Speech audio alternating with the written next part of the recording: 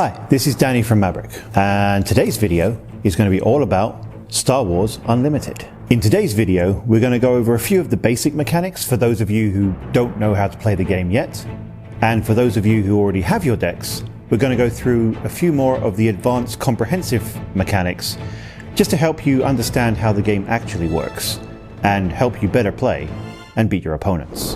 Firstly, for those of you who haven't actually played the game and are wanting to get into it, let me first go over a very quick kind of basic outrun of how the game is played. So you have your leader and you have your base. From there, you're going to draw a hand of 6 cards. Then from the 6 cards that you have in your hand, you'll take 2 of them and place them down in front of you in the area for resources. Resources are what you need to pay the cost in order to play each of the games. There is an additional cost. Each of your hero, your leader and your base each have these aspect symbols. Now every card that you play in your deck also will have aspect symbols. Some of them don't, but most of them do. Now in order to play a card, the leader and your base will cancel out the aspects and make you not have to pay the additional cost for them. If you don't have a specific aspect and you want to play that card, then you have to pay an additional 2 resources to play that specific card. Now from the remaining 4 cards in your hand, you'll decide, both of you and your opponent decide who goes first.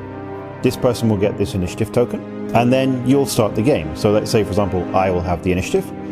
I am going to play 2 resources, and I'll play this Battlefield Marine. He gets played into the ground area. You have 2 different types of units. You have ground units and space units. They all get played into different areas, and each area can only attack its own opposite. So ground units cannot attack space units. Ground units can only attack additional other ground units. When your unit comes into play, it comes in tapped or exhausted, as they call it.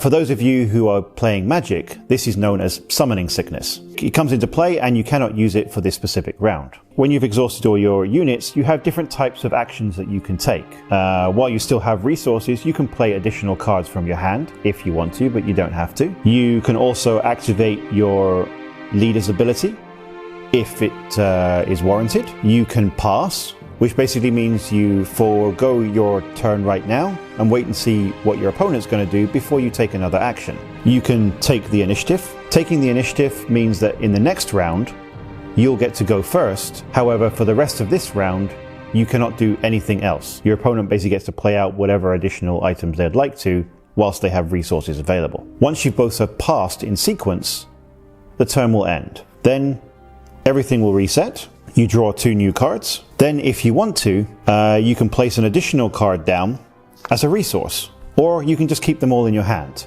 Then you'll go through the turn again. Whenever you attack, you have the options to attack either the unit in the specific area, or you can attack the opponent's base. Once the opponent's base is reduced to 0 life points, you win the game.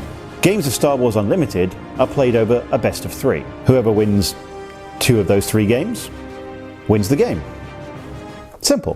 For those of you who already have your decks, we're going to go into some more comprehensive rules and talk about some of those key mechanics that definitely aren't covered in the basic quick start rules. To start with, let's talk about the leader itself. Now, the leader has 2 functions. Firstly, they have their own specific action. For example, with Leia Organa that I have here, her action is that you may attack with a rebel unit, then you may attack with another rebel unit, as long as you have these units available to attack with. Exhausted units cannot attack. They have to be ready, and they also have to have the symbol of rebel. They also have a secondary action, which is an epic action. An epic action can only be done once per game. So for Leia, it says, if you control 5 or more of these resource cards, you're allowed to deploy her to the ground field. The question arose that, can you use her actual normal ability, which will exhaust her, and then also deploy her afterwards? After reading the comprehensive rules, the answer to this question is yes, you can.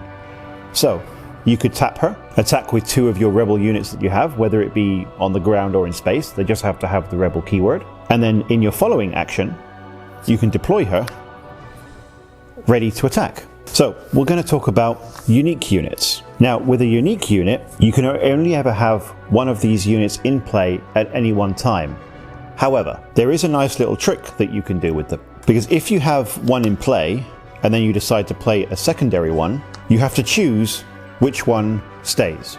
You can't keep both. Now, some of these unique units have special abilities. For example, they have the ability of when played or when defeated, they give you a special bonus. Now, for example, if I played a unit that has a when played and when defeated ability, I can play the new one. I will get its when played ability because I'm playing one. I will delete the one that was originally there, so now this unit becomes defeated, and I get to activate the ability for a second time. This can be a good way to get to replace a unit that's already damaged, or to maybe make a very strong ability, basically get to do it twice in one go, which can be a big swing and help you get the upper hand in your game.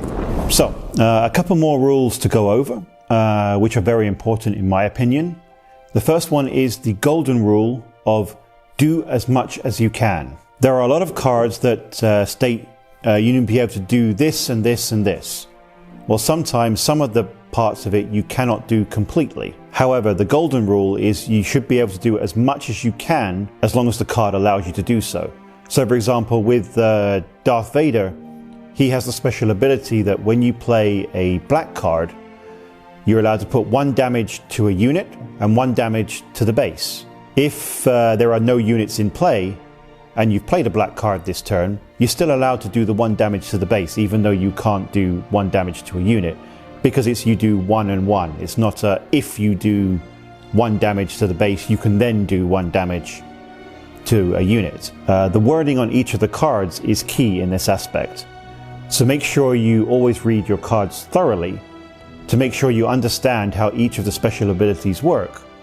Or failing that, you can always ask one of a friend who's playing the game or a judge at the event that you're at to make sure that you understand the ability correctly and know how to use it. The other rule I wanted to go over is what happens if you ever run out of cards in your deck. In other TCG games, it's normally that if you ever run out of cards, you automatically lose the game. However, with Star Wars Unlimited, this is a little bit different. If you were ever to run out of cards in your deck, during the step where you need to draw additional cards, for every card that you need to draw when you have no cards left in your deck, you will take 3 damage to your base. And you'll keep taking 3 damage to your base till either you manage to beat your opponent or you lose the game.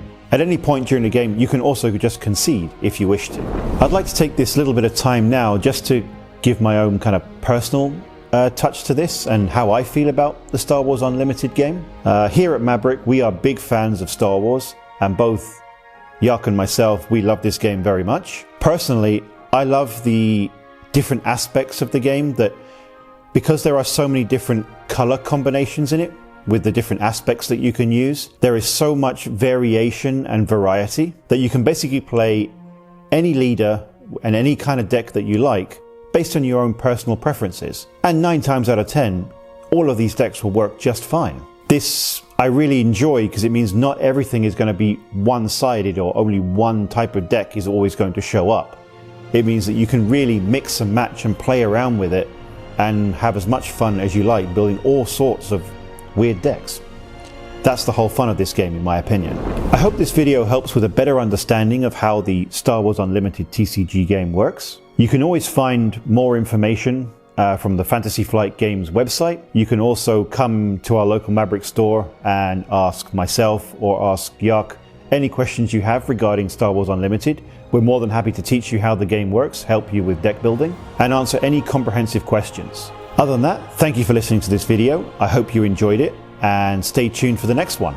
Don't forget to like, subscribe, and click that notification bell. May the Force be with you.